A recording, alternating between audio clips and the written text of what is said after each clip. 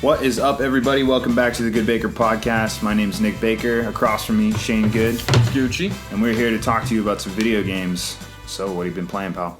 So, dude, I've been really on the Diablo 3 grind. I hit 17 NA for Demon Hunters, and I'm consistently top 1,000 for Necros. So, pretty excited about that. Right on. I had to work, but I was in the top. Work sucks. Yeah, no, I was in the top 200 people for Paragons, NA. Mm-hmm.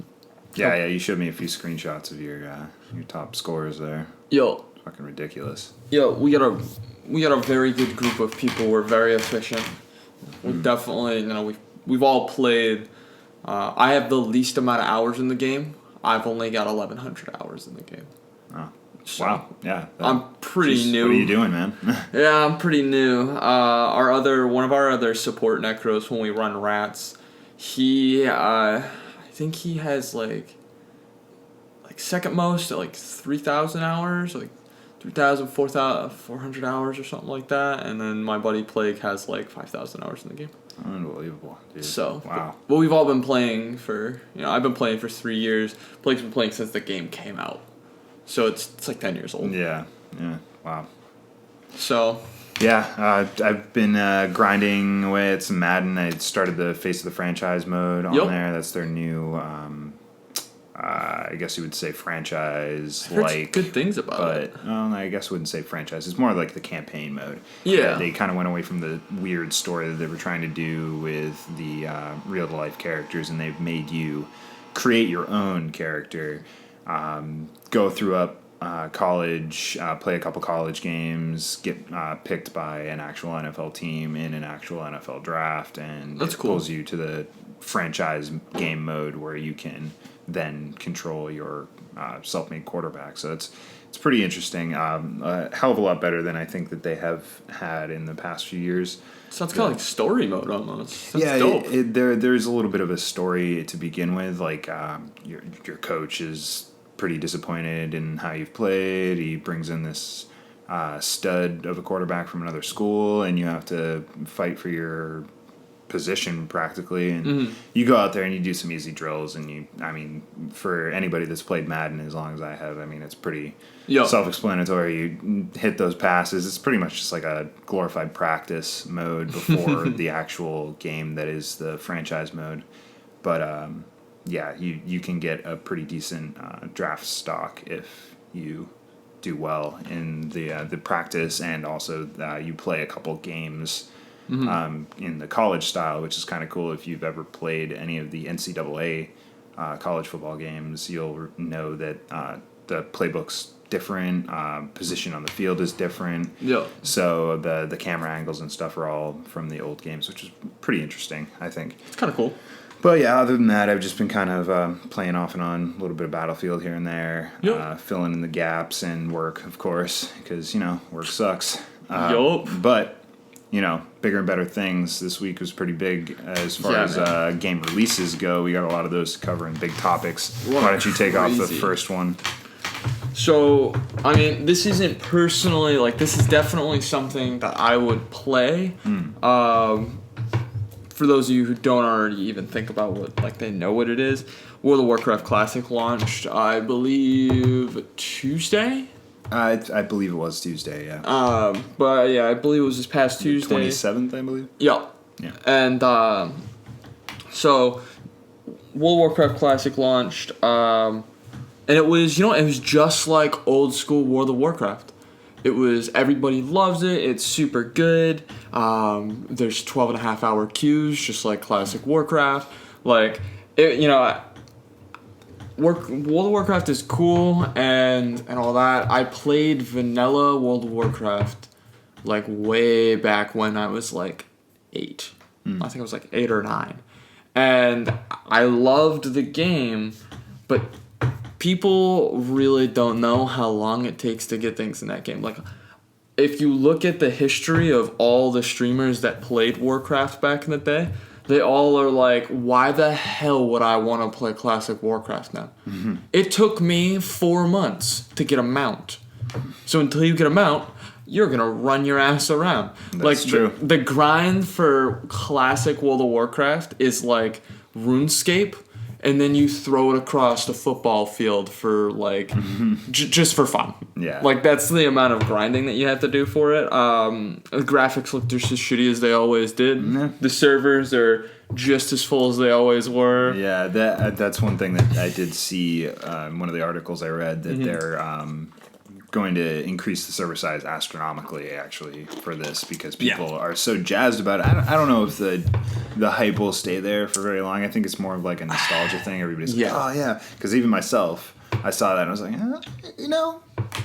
Could try take a dip in the pool. You know what I mean? Could try it out. You can check it out. You know, I played back in the vanilla days. Had a Dwarven Hunter.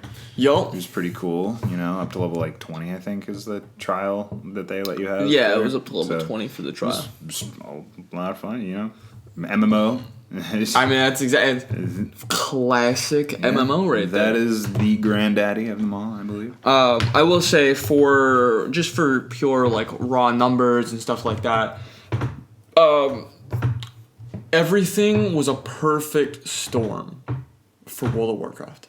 To the point where people are making memes and jokes about somebody that works for Blizzard was specifically hired to become a secret agent in Epic, and then right before the release of Warcraft, just fucking tank Epic for Fortnite, because all of the major streamers dropped Fortnite, literally videos of them uninstalling Fortnite and then going and playing Warcraft. The launch day for World of Warcraft came out at like 10 p.m. There was like 640,000 people on Twitch streaming World of Warcraft Classic. Yeah, that must have been insane. I didn't actually get an opportunity to look at the Twitch front page, but I went just like... Dude, it literally... swapped. People were already streaming that morning to get ready for World of Warcraft. Right. Let alone, like, an hour beforehand. It was just like... There was one of the streams, it was like... the guy went from level 1 to 60 or something like that as a gnome mage. Yep. And people ate it up. Like, thousands of people. It's insane. It's insane what people will watch, but also it's really cool that people are willing to support people that love this game so much that they want to play it all day. Yep. You know, it's like, hey, tune in. Something cool might happen. Probably not. It's an MMO. We're going to do a lot of clicking. A lot of clicking, a lot of roll and loot, baby, because last time I checked, I think the second boss that you fight has a 0.7% chance to give you the weapon that you need to carry you through the next like 6 levels or something like that. It's a beautiful thing. And it's like, oh, you want to kill him again and again and again and again. Nope, I'm good. Okay, World of Warcraft vanilla. Yeah. Great. All right, sorry.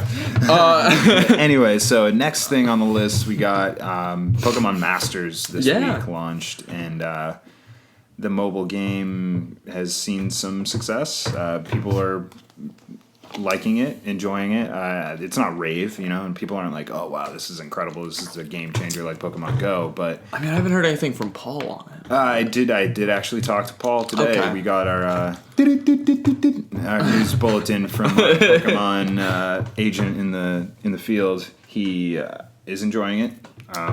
That's actually pretty much who I got my information from today. I looked up a little bit, but it's practically like the Fire Emblem game that they came out with, Fire Emblem Heroes, the mobile game that they have where you collect characters and they have a certain number of stars. So it's similar to that. You grab trainers and each trainer has one Pokemon, and that trainer Pokemon combo has a star ranking, I'd say. And the better the star ranking, I think up to 5. It's like 1 through 5 rating system. You get a 5, it's great. 1, obviously, is kind of a scrub. But you know, Lugia's probably like a 4.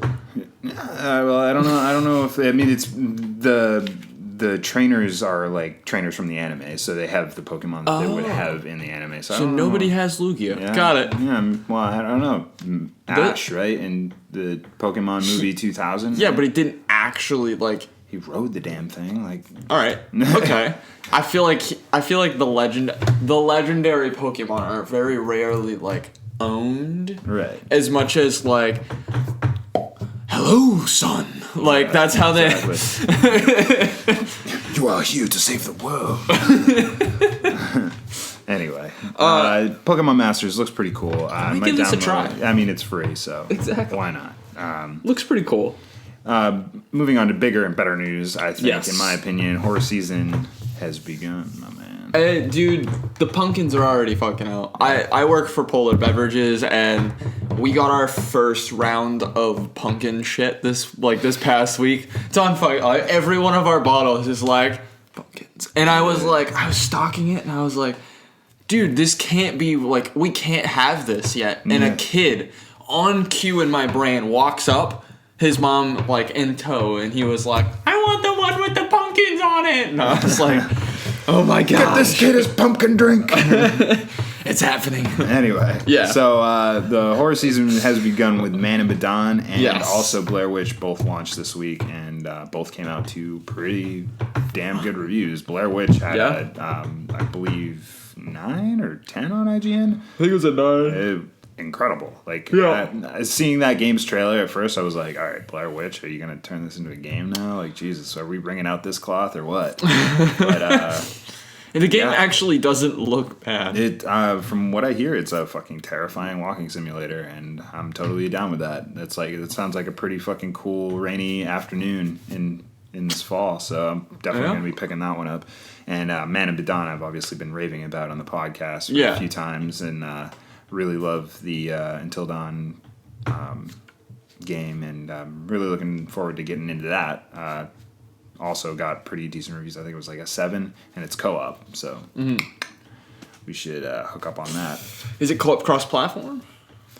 No, I think it's... It might be a PS4 exclusive. I'm not 100% on that. PS4, man. We'll figure it out. I'll look it up right now. Yeah. Why don't you go on to the next one? All right. Well, you're looking that up. Right. So we have here a Reddit user by the name. Oh man, is this supposed to be Five Eyes Samurai? Because that's a pretty cool name. But Yeah. Five Eyes Samurai was the guy. Yep. Five Eyes Samurai dug up some leaked images of potentially new entry in the Resident Evil series, codenamed Project Resistance. Resistance Capcom is also teasing. So the name is Resistance, and Capcom is also teasing a bit more info on a retitle at the Tokyo Game Show next month. Yes. So, possibly a Resident Evil... I wonder if it'll be a new one, or if this will be a remaster. The stuff that they showed, the leaked images that they had, are actual screenshots from either a CG trailer or maybe like transitional gameplay. It seems pretty graphically intense, and it looks like it's in the RE engine. So, I'll pull those up in a second too. But it's just a few pictures of some standard dressed youths, I guess, and it seems to be in more of the line of like a 4-player co-op zombie fighting game. So a lot like Left 4 Dead in that respect. At least that's kind of the idea you get when you look at, there's 4 characters on the screen. Yep. 4-character co-op. But they're gonna have more to show at the Tokyo Game Show next month. Really, really interesting. The Resident Evil 2 remake came out to really great reviews, and the engine that powered Devil May Cry 5, like we said before. Yep. And Devil May Cry 5 kicked ass, and it looked great. So if they just translate that engine and the gameplay of Resident Evil 2 maybe, and put that in multiplayer and had some cool fun modes, I think you got a seller. I think it's been a minute since we really got into like a Left 4 Dead type game, and it's just about time. What's that? Not State of Decay. The fuck's that other zombie game that possibly is kind of coming out at some point? They just changed developers. I always forget the name of it. Dying Light. Yeah, Dying Light. No, the one that switched developers. Is it not Dying Light 2? No. That's coming out? Dying Light 2 is coming out. Okay. It's Dead Island. Yes, there we go. Dead Island, honestly, Dying Light or Dead Island. Yeah, Either of them exactly. could take the cake. My guess would be the next people to come out with something like this.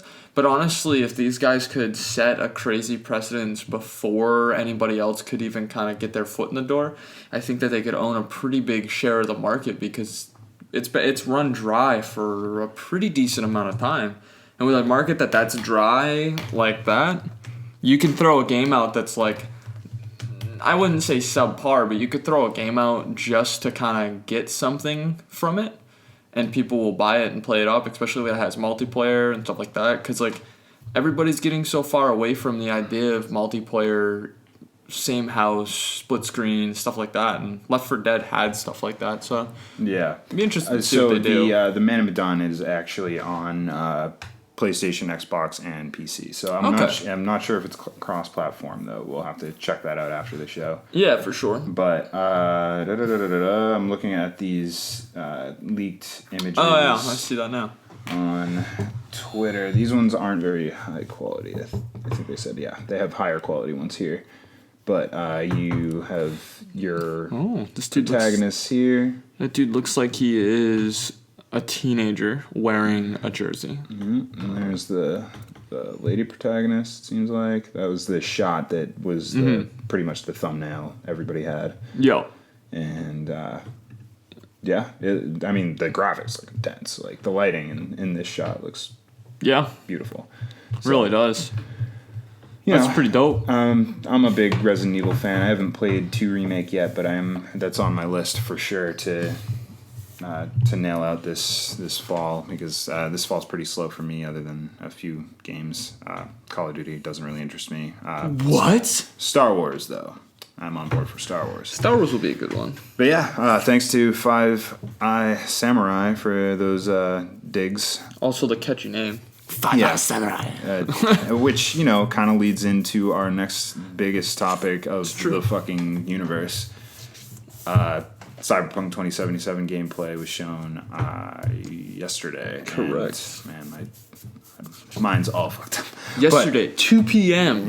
Eastern Standard. Oh, it was glorious. And the soundtrack and everything, they know how to make like a nice flashy video. And dude, they really pulled that video together. Yeah, it looks so good. I'm glad that they said at the beginning of the video that they edit a few of the spoilers and stuff like that out. I'm glad that they kind of threw that out there, just so you're like, all right, so this stuff really, it's important in some way, but you don't really know the connecting fibers. Yo.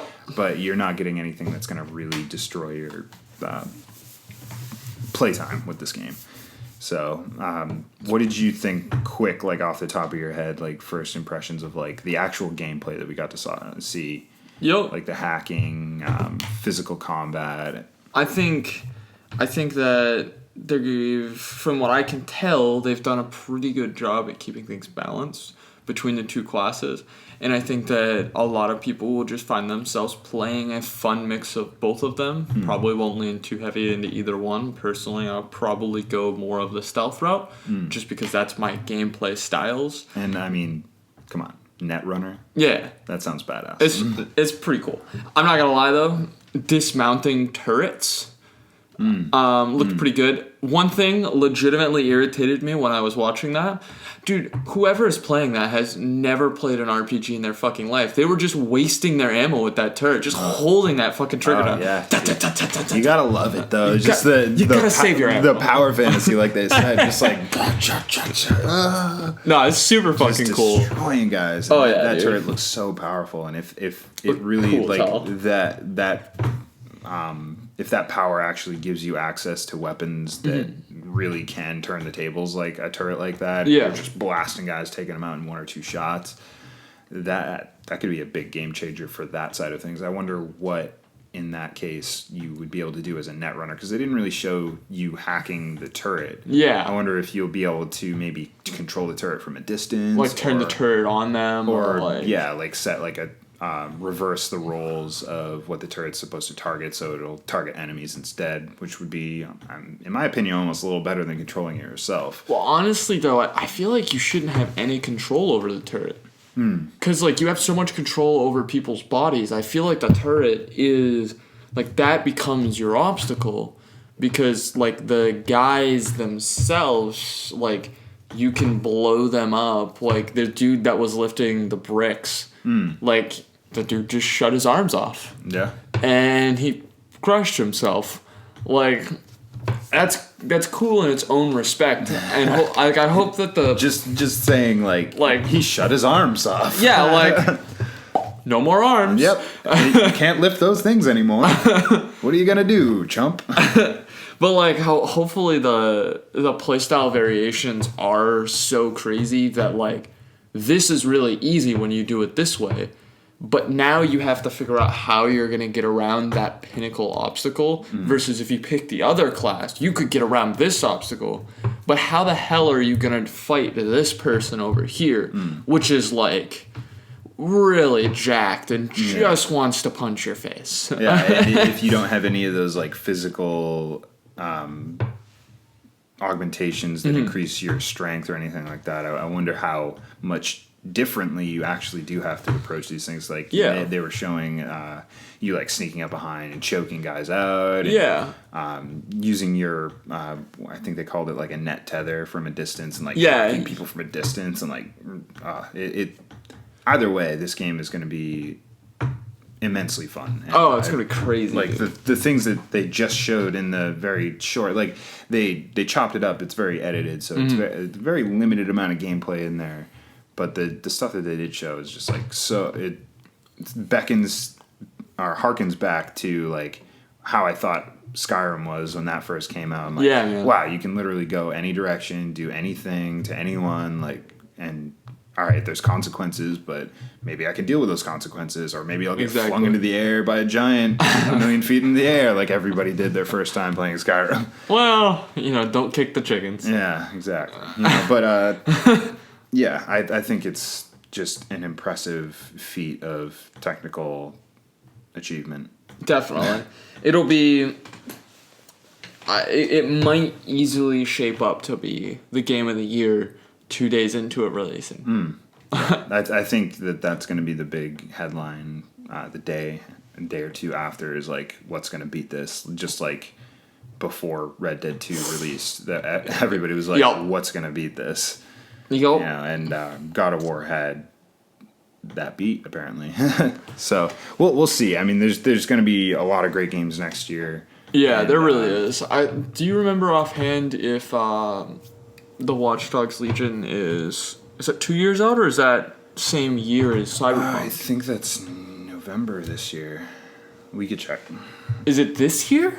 I believe so. If it's this year, man, that is like fast. Because I was thinking that it would be next year, and the Watch Dogs game would actually be competing with No? Oh, March 6th. So yeah, it is so going to be right before, because Cyberpunk's in April. So. Right. So these will be head-to-head competitors for Game of the Year, and honestly, Watch Dogs looks really good. I'm not going to lie to you. I'm biased as fuck. I just want to play Cyberpunk. But, I mean, Watch Dogs looks really creative. I really liked how Watch Dogs took their formula and kind of made a genre that was kind of samey in a lot of ways to like GTA and stuff like that, but they kind of have now dragged it away in a different direction, and they're kind of making it their own by having you can play any NPC you want type of deal, and you just have to complete some missions, and you can play Granny Smith over here. Dude, I just want to fucking blow stuff up with Granny. Man. I think there's a subreddit for people that want to just play a whole Granny crew. So you should pretty sure look into that. But anyway, as far as the Cyberpunk gameplay goes, they didn't show anything that was particularly like new, like anything that was like, whoa, I want this game more, because I don't think I can want this game more. Yeah, I feel like it's a little the top of my list. They haven't shown the scythe arm blades since they showed those off, which I would really be interested to see if there are any more implements like that, like maybe some buzzsaws or... I feel like, I wonder, and something that they didn't do, as they called it, it's a full-fledged RPG. Usually in full-fledged RPGs, there are classes of weapons that are bottom class, and then there are classes of weapons that are exotic class. And they haven't shown, and I looked too, like I was looking for something, guns, a gun store, them buying guns. Like it doesn't... I think that it didn't really seem like they were there. If they're kind of doing this like how I think they are, they're releasing information similar to how Rockstar releases information on their games. So like they're doing it almost in like section by section. Like, all right, so this is like the main area you're going to play in. This is the visual fidelity, and like this is how the game looks and feels and how you're going to play it. The next is gameplay and like the roles that you're going to be able to play. This is a little bit of gameplay mechanics and stuff like that, like in this previous video. And if they do decide to show any more, which I mean they could or couldn't, it doesn't matter to me. But if they do choose to do some more, I imagine that they'll go into the customization, weaponry, like loot, maybe like what you're actually picking up off of people, and the differences between certain types of weapons. Like they've shown some machine pistols, some rifles here and there. So I wonder how different those guns are going to be, or if those guns are pretty similar, and your augmentations on yourself are the things that are your stat boosts. So like in your hands, I think they said in one of the trailers, like one of the implants in your hands can make your gun reload faster.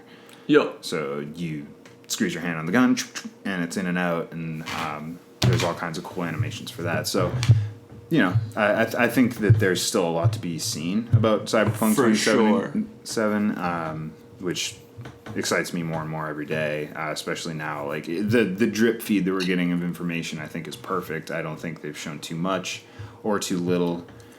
I think we're still in that right middle zone. I'm enjoying the content that they're releasing, and also the guy that they get to do the voiceovers for their trailer is a pro, man. He's I love that dude's voice. That dude amazing. Is hilarious. It's amazing. So I mean, not too much more to be said. I knew that before last week we were like, oh yeah, this is gonna be a Cyberpunk blowout. But I mean, we get excited around here. We could talk about it more. We could. We could talk about it more. We could. But we're trying to. We got timelines to keep. Yeah, and we've got deadlines, and we need to meetings and important business things. We're totally not wearing PJs right now. Or you call me out? No. But obviously keeping everything on track. Is there anything else you wanted to mention? I knew you had a few things. So, two big things on my radar from the PC universe. A lot of people are looking forward to this. A lot of people aren't even going to touch it. So, PoE, Path of Exiles, has a new league coming out, or a new season league, same thing. It starts in September 6th, and it is the 31st as of the date of recording. So it comes out in 6 days. I believe it comes out this coming Friday is the day that it comes out. And essentially what the league is, they are, like last week was all about fast. How fast can you clear everything? How quick, how efficient can you be in doing everything? This league, literally 180 degrees, ran in the opposite fucking direction. It's a tower defense league. Okay. So they took a game that is formerly known for speed running, being quick, being efficient, and they now have made it slow as fuck. Doesn't look specifically good. I don't know how the new loot system's gonna work. They took a skill, reworked it, and then made a league off of it. A lot of people really are like, dude, I'm not even gonna touch this. Oof. Because it just looks like absolute dookie. And a lot of people, even myself, like I play games like that because I'm an efficient player. I don't do anything unless it's for efficiency for my goals. So like, cause like in Diablo, same thing. Like I just like running everything as close to perfect as I humanly can make it, and then learning how to do it consistently. And this is like, you're gonna enter a map, it's random. You're going to have, or it's not going to be random, it's going to be the map that you generate it with, but like you can put it in whatever map you want, and then these blight monsters are going to try to attack your kind of like nexus, and you're going to be able to put up towers to help you defend it, and you fight waves. So it's just going to be, kind of slow. The trailer looks super clunky.